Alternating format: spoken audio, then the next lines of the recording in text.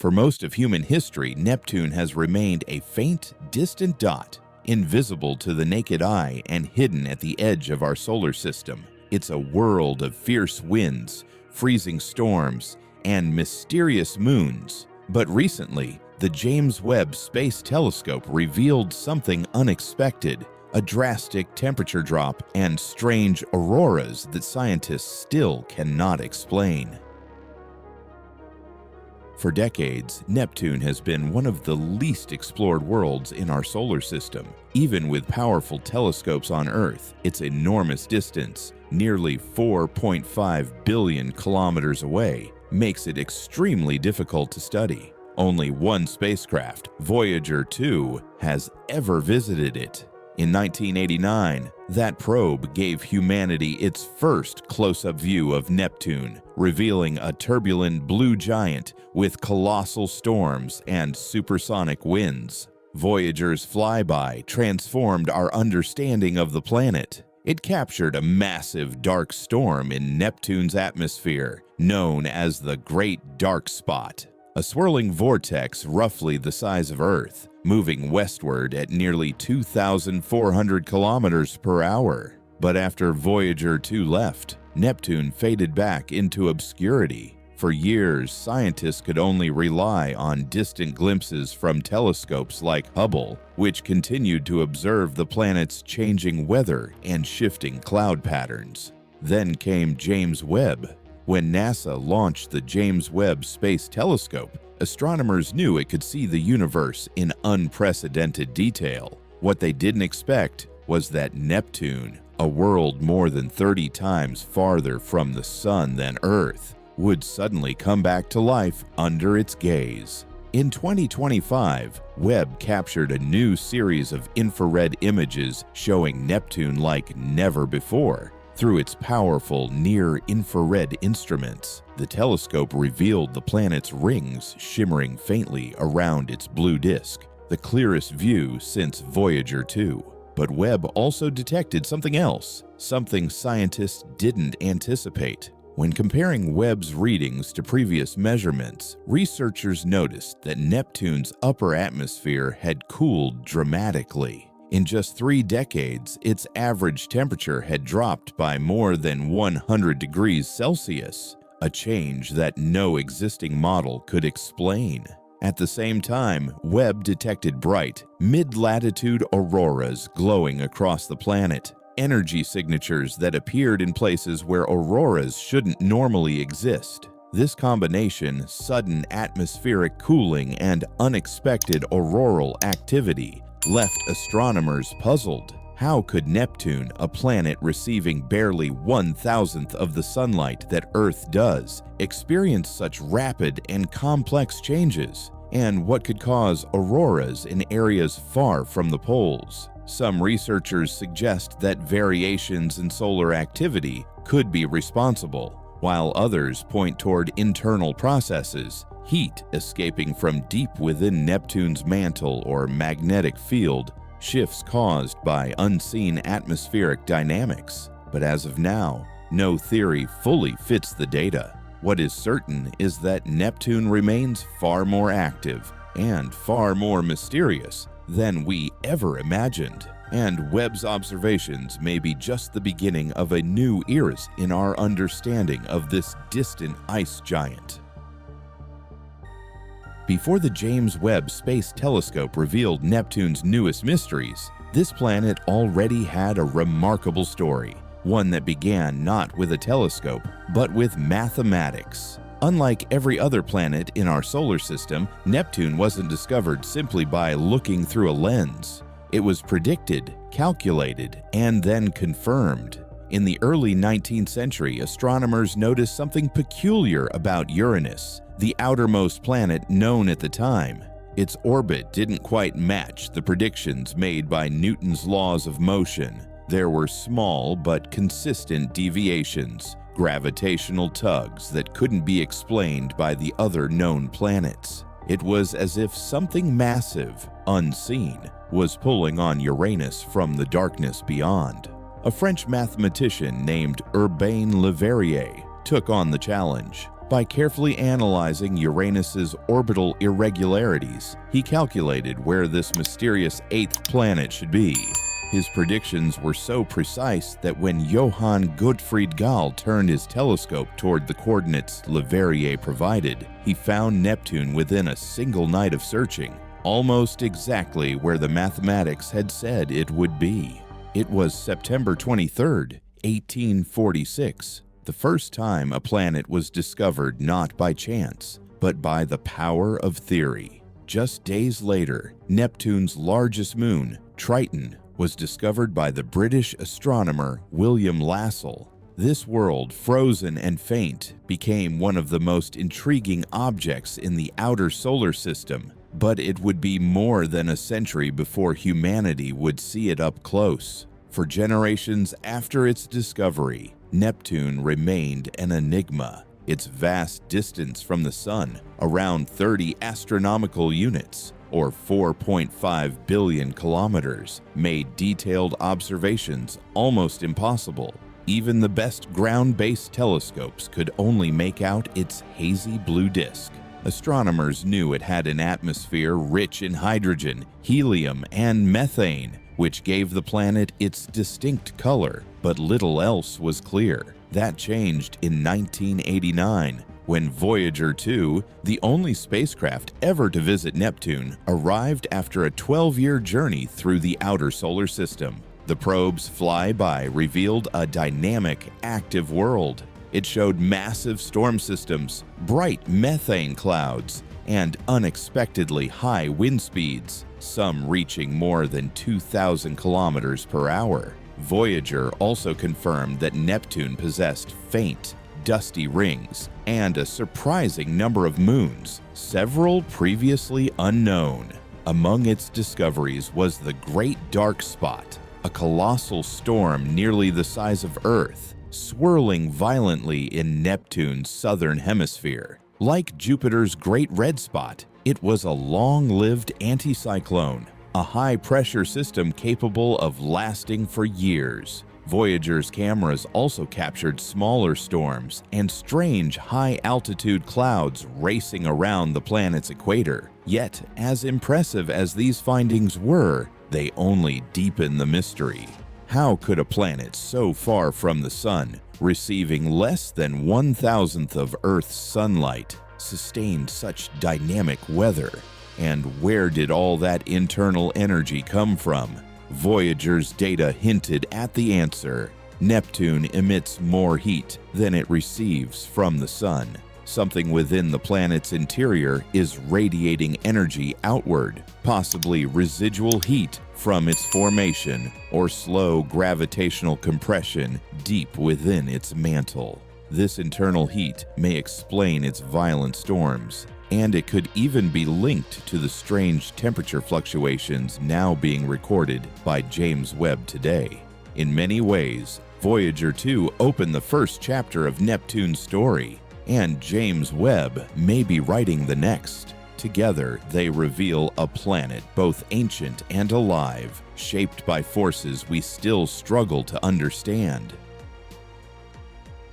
Beneath Neptune's calm blue appearance lies one of the most extreme environments in the solar system.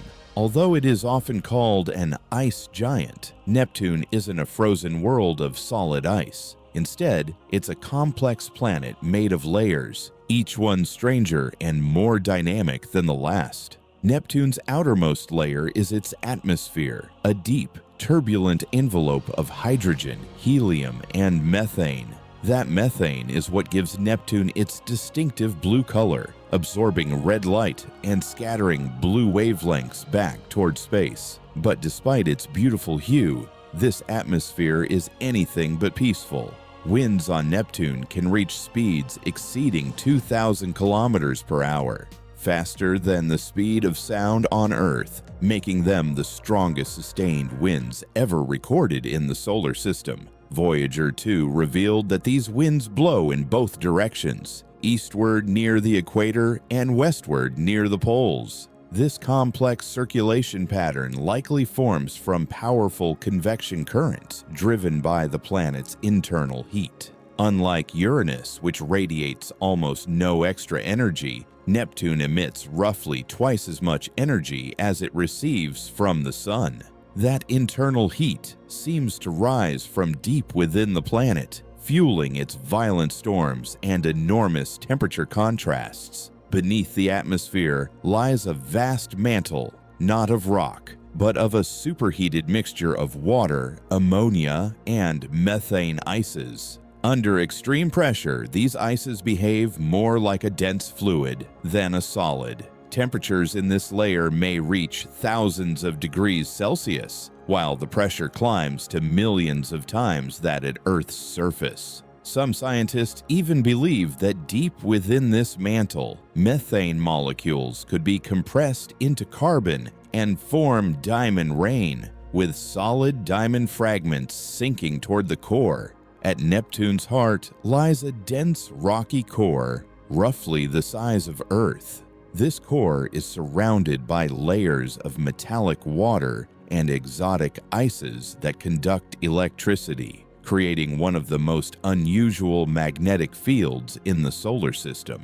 Neptune's magnetic field is tilted by about 47 degrees relative to its axis of rotation, a geometry so distorted that it cannot be explained by a simple planetary dynamo. This magnetic complexity may be the key to understanding Neptune's unusual auroras, the same shimmering lights recently captured by the James Webb Space Telescope. But to truly understand them, we need to look at what lies above the planet's clouds and how Neptune's space environment interacts with the solar wind itself. Surrounding Neptune is a delicate and complex system of rings and moons, remnants of its violent past and clues to its mysterious evolution. Though faint and difficult to detect from Earth, Neptune's rings are among the most intriguing in the solar system. Unlike the broad, continuous rings of Saturn, Neptune's are thin, uneven, and patchy, made of dark material that reflects very little sunlight. The James Webb Space Telescope recently captured the clearest images ever taken of these rings, revealing faint arcs and clumps of dust orbiting the planet. Astronomers have identified 5 main rings, each named after key figures in Neptune's discovery: Gall, Leverrier, Lassell, Arago, and Adams. The outermost, the Adams ring, is particularly fascinating. It contains several bright arcs, stable concentrations of material that seem to defy physics by resisting dispersion. Normally, ring particles spread out evenly over time, yet these arcs have remained intact for decades. Scientists believe that nearby moons, known as shepherd moons, may be holding them together through gravitational interaction. Inside the ring system orbit Neptune's small inner moons, irregularly shaped bodies that may have formed from the same material as the rings themselves. These moons, including Naiad, Thalassa, and Despina, move in tightly packed orbits, each influencing the others through subtle gravitational tugs. Their surfaces are dark and ancient, shaped by collisions and dust from the surrounding ring debris. But it's Neptune's largest moon, Triton, that truly sets this planetary system apart. Discovered just days after Neptune itself in 1846, Triton is unlike any other major moon in the solar system. It orbits in the opposite direction of Neptune's rotation, a retrograde motion that immediately suggested something extraordinary. Triton wasn't born here. Instead, it was captured long ago, possibly a former dwarf planet that once roamed the Kuiper Belt. Triton is enormous compared to Neptune's other moons, holding more than 99% of the total mass orbiting the planet. In fact, it's larger than Pluto and shares a similar composition, mostly nitrogen and methane ice, with traces of water and carbon dioxide. This connection between Triton and Pluto hints that both worlds may have formed from the same primordial material on the fringes of the solar system. Voyager 2's 1989 flyby of Triton revealed a world of strange beauty and unexpected activity. Its surface, captured in haunting detail, showed vast plains of frozen nitrogen, smooth plateaus, and almost no impact craters, evidence of recent resurfacing. Even more surprising, Voyager detected active geysers erupting from beneath the icy crust, shooting nitrogen gas several kilometers into space. This cryovolcanism suggests that Triton, despite its distance from the Sun, may still possess internal heat, possibly generated by tidal forces from Neptune's gravity. Beneath its frozen shell could lie a subsurface ocean of liquid water mixed with ammonia, an environment that, in theory, might harbor the ingredients necessary for life. If confirmed, Triton would join a growing list of icy moons like Europa and Enceladus that may conceal oceans beneath their surfaces. Triton's atmosphere, though incredibly thin, adds another layer of intrigue. Composed mostly of nitrogen, it forms a faint haze that drifts above the surface, shaped by seasonal changes. When Voyager arrived, Triton's southern hemisphere was emerging from a long winter, and its atmosphere was expanding as sunlight slowly warmed the nitrogen ice. Recent observations from Earth-based telescopes suggest that this atmosphere is changing, growing denser perhaps, as Triton's surface continues to evolve. Beyond Triton, Neptune hosts 13 smaller moons, each following its own irregular path. Many of these are likely captured Kuiper Belt objects as well, pulled into orbit by Neptune's gravity over billions of years. One of the most recently discovered is Hippocamp, found in 2013 using the Hubble Space Telescope. It's a tiny, irregular moon, just 35 kilometers across, possibly a fragment broken off from the larger moon Proteus after a massive collision. Neptune's gravitational reach extends even farther.